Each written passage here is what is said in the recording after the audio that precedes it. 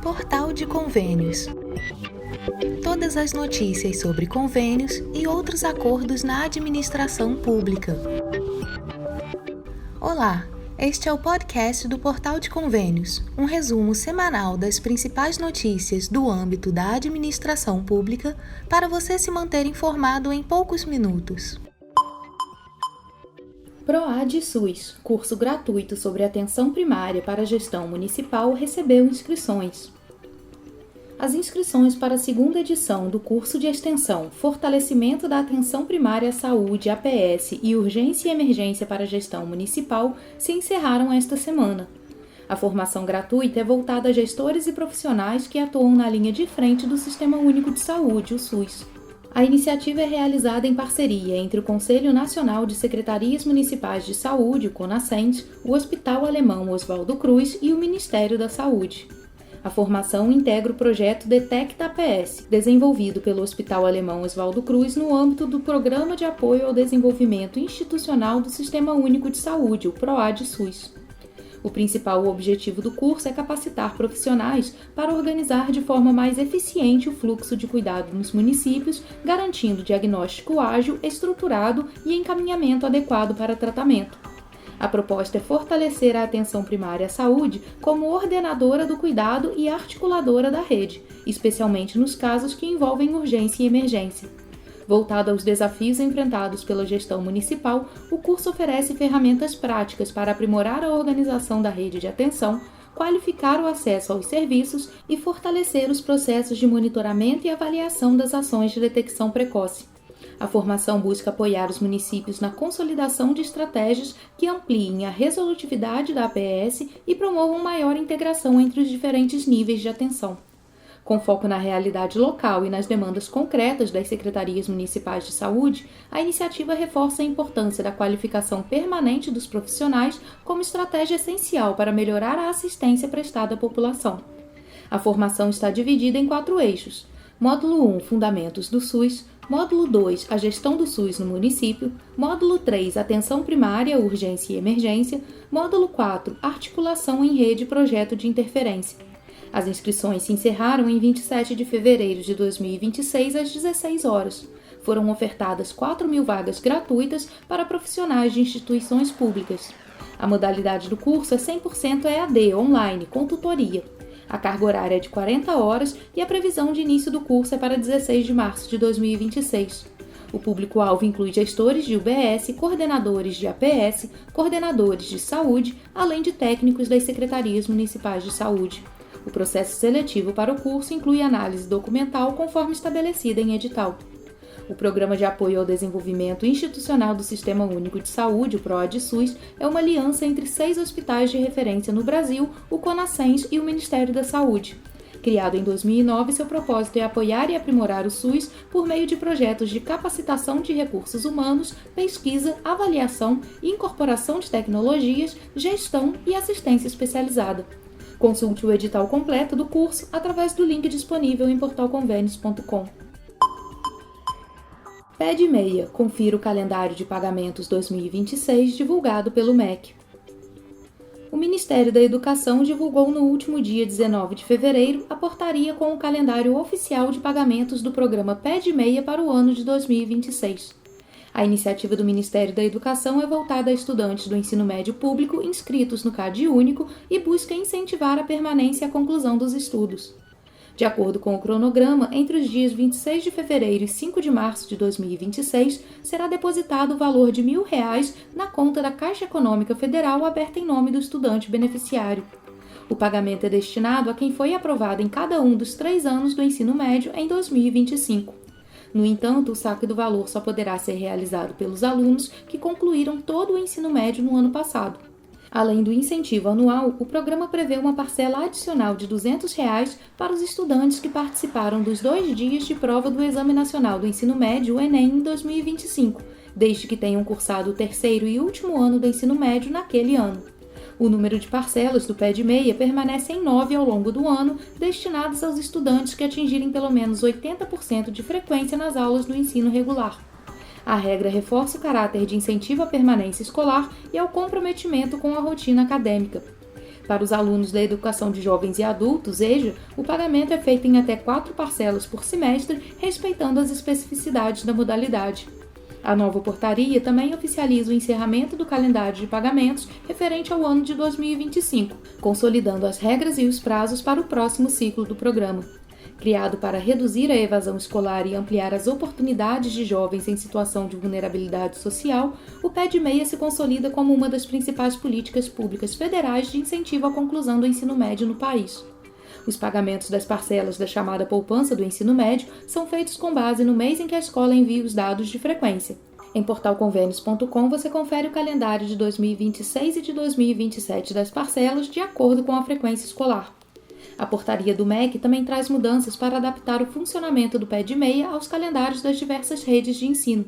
A primeira mudança diz respeito à segurança dos dados. O governo ampliou para 15 o número de janelas de transmissão de dados pelas secretarias de educação dos estados e do Distrito Federal para ampliar também as oportunidades de comprovação da frequência dos estudantes. O objetivo é ter garantia de mais segurança para correções de dados, se necessário. Outra mudança tem relação com a data base do CadÚnico. Para entrar no programa em 2026, a família deve estar no CadÚnico até o dia 7 de agosto de 2026. Quem entrar depois dessa data no sistema só poderá participar no ano seguinte. A terceira mudança importante é sobre matrícula tardia. Se o aluno se matricular mais de 2 meses após o início das aulas, ele perde a parcela de matrícula, mas ainda pode receber as parcelas de frequência escolar e conclusão se estiver estudando normalmente. Convênios podem ultrapassar 25% de acréscimo? Confira o que diz a AGU. A Advocacia Geral da União, a AGU, publicou por meio da Portaria AGU número 50, de 26 de janeiro de 2026, a nova redação da Orientação Normativa número 45, originalmente editada em 2014. A atualização foi fundamentada no parecer número 11 de 2025, agora disponibilizado no portal Transfere.gov pela Secretaria de Gestão e Inovação do Ministério da Gestão e da Inovação em Serviços Públicos, a SEGES do MGI, por intermédio da Diretoria de Transferências e Parcerias da União. A mudança promove um ajuste relevante no entendimento jurídico sobre a aplicação de limites de acréscimo contratual aos convênios e instrumentos congêneres firmados pela administração pública.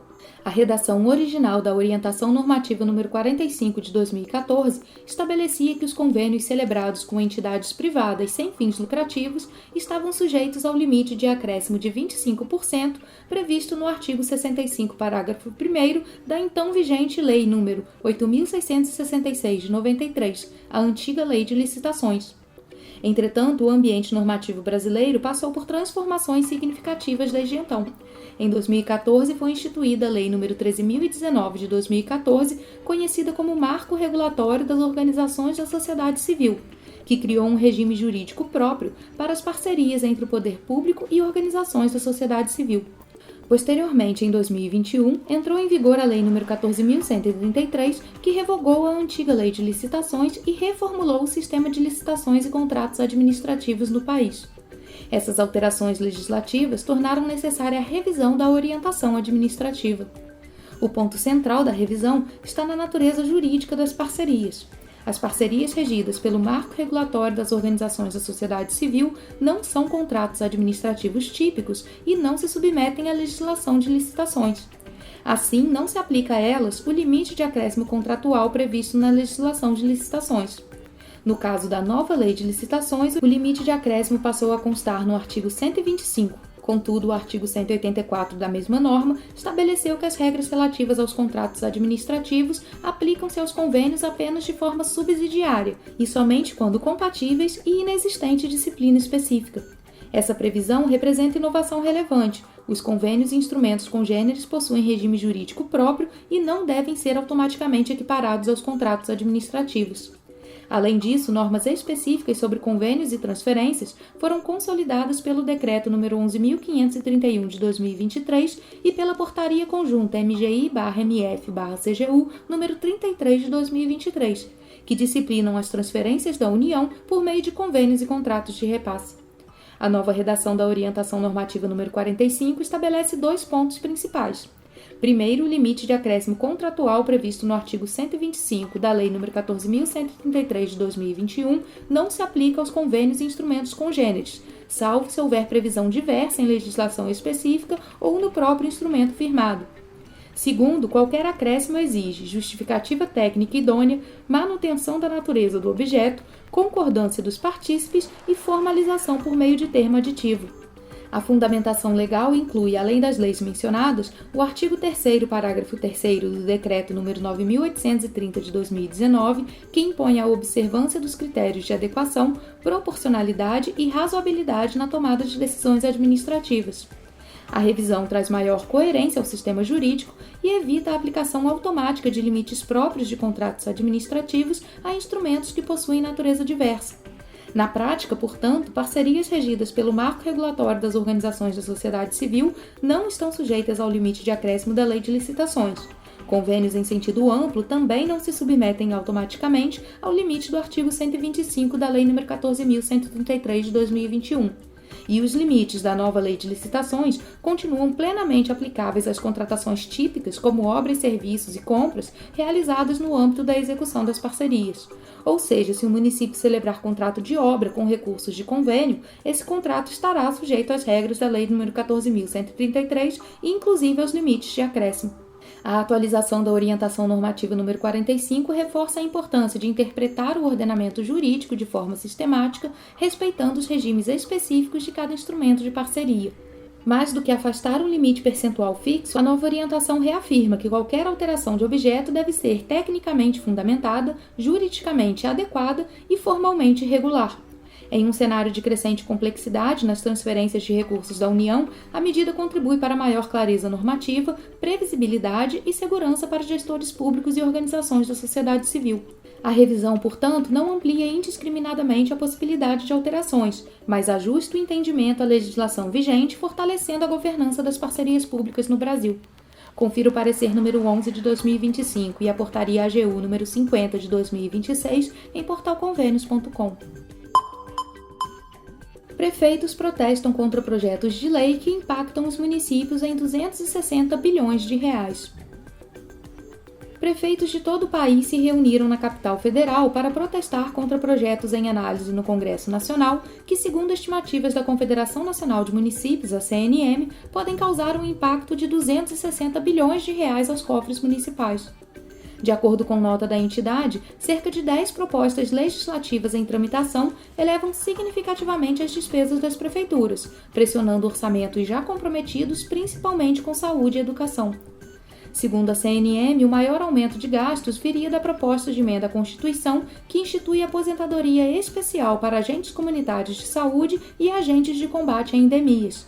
Somente esse projeto, de acordo com a nota da Confederação, pode elevar o déficit dos municípios em 103 bilhões de reais. O presidente da Confederação Nacional de Municípios, Paulo Zielkowski, afirmou que o maior prejuízo com o aumento das despesas será sentido diretamente pela população. População que já não tem saúde, por exemplo, que não tem consulta, médico, internação, remédio, com a criação da estrutura dos agentes comunitários que nós respeitamos, isso vai dar um impacto de mais de 100 bilhões nos municípios, aposentando com 20 anos. Então é dinheiro que vai sair do orçamento da saúde, que hoje é 22%, que já é alto das prefeituras, para pagar salário. Segundo o Zielkowski, os municípios já destinam, em média, 22% do orçamento para a saúde, percentual acima do mínimo constitucional, o que limita ainda mais a capacidade de absorver novas despesas obrigatórias. Outro ponto de preocupação destacado pela CNM é a criação e correção de pisos salariais. Paulo Zielkowski destaca que somente a atualização dos pisos remuneratórios de médicos e dos profissionais da educação básica pode elevar as despesas municipais em cerca de 50 bilhões de reais. Sobre o piso da educação, o deputado Domingos Sávio defendeu que a medida provisória apresentada pelo Executivo Federal para corrigir os valores preserve a autonomia dos municípios.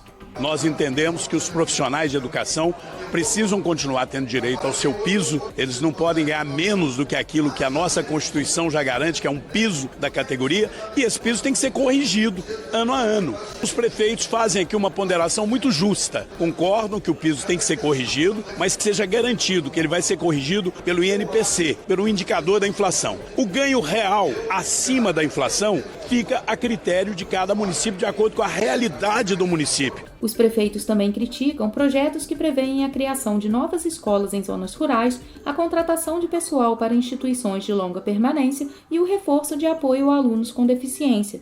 De acordo com cálculos apresentados pelos gestores municipais, essas medidas seriam responsáveis por um aumento de gastos superior a 80 bilhões de reais. A avaliação da CNM é que a soma das propostas amplia obrigações sem a devida indicação de fontes de custeio, o que comprometeria o equilíbrio fiscal das cidades. Em contrapartida, a Confederação Nacional de Municípios defende a aprovação de projetos que ampliem as receitas das prefeituras. Entre eles está uma proposta de emenda à Constituição que prevê aumento de 1,5% no repasse do Fundo de Participação dos Municípios, o FPM, no mês de março de cada ano.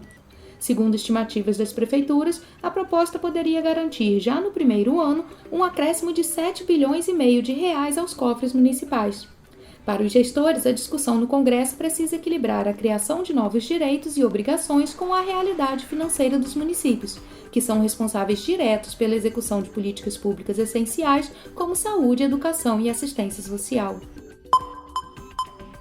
MIDR repassa 15 milhões de reais e prepara municípios para mais chuvas nos próximos dias. A previsão de temporais com riscos de alagamentos, enxurradas e deslizamentos de terra persistia até a sexta-feira, 27 de fevereiro, em regiões de Minas Gerais, São Paulo e no extremo sul da Bahia, além de todo o território do Rio de Janeiro e do Espírito Santo.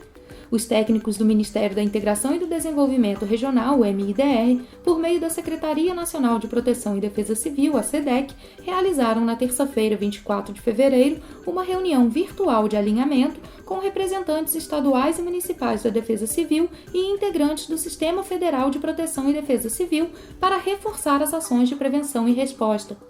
O coordenador-geral de monitoramento e alerta da Defesa Civil Nacional, Tiago Molina Chinor, falou sobre a importância da reunião. Essa reunião de preparação faz parte do procedimento padrão a partir das previsões de eventos críticos. Ela sempre conta com a participação do Sistema Nacional de Proteção e Defesa Civil, ou seja, defesas civis estaduais e municipais. As reuniões têm o objetivo de alinhar os prognósticos meteorológicos, hidrológicos e geológicos, bem como conhecer, validar todas as ações de preparação ou de resposta que já estão em curso por parte das defesas civis que estão nestas áreas de risco. Segundo o alerta vermelho de grande perigo divulgado pelo Instituto Nacional de Meteorologia, o INMET, os acumulados de chuva poderiam ultrapassar 100 milímetros por dia desde a última terça-feira.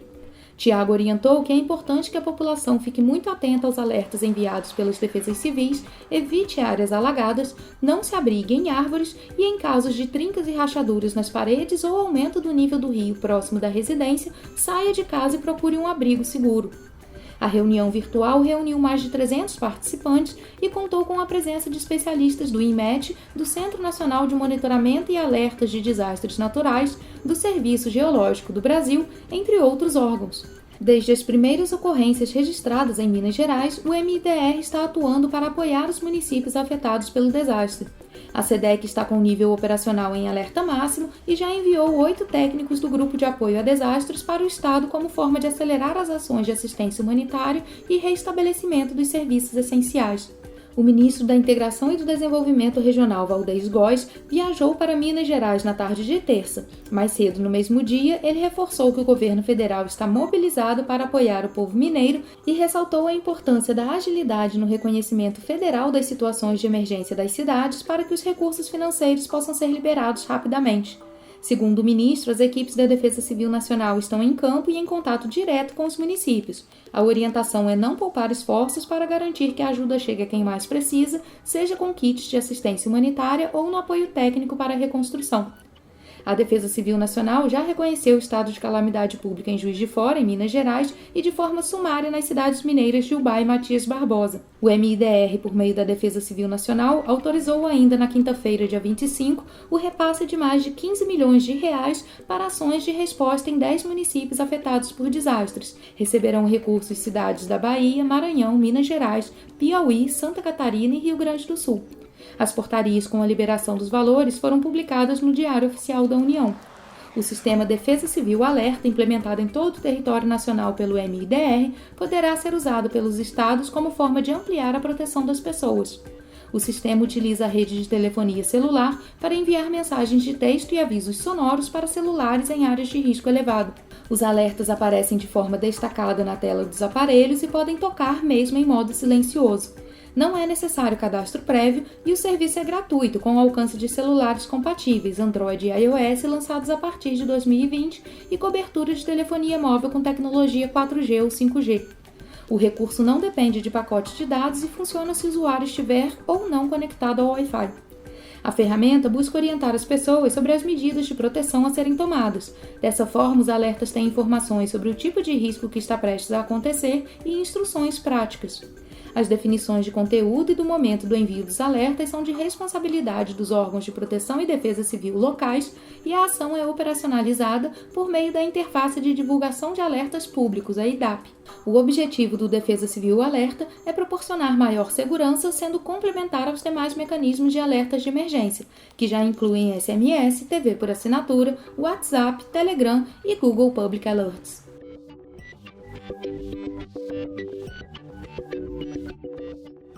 Você ouviu mais um podcast do Portal de Convênios, te atualizando sobre projetos, prazos e ações em administração pública. Continue se informando em nosso site portalconvenios.com. Até a próxima!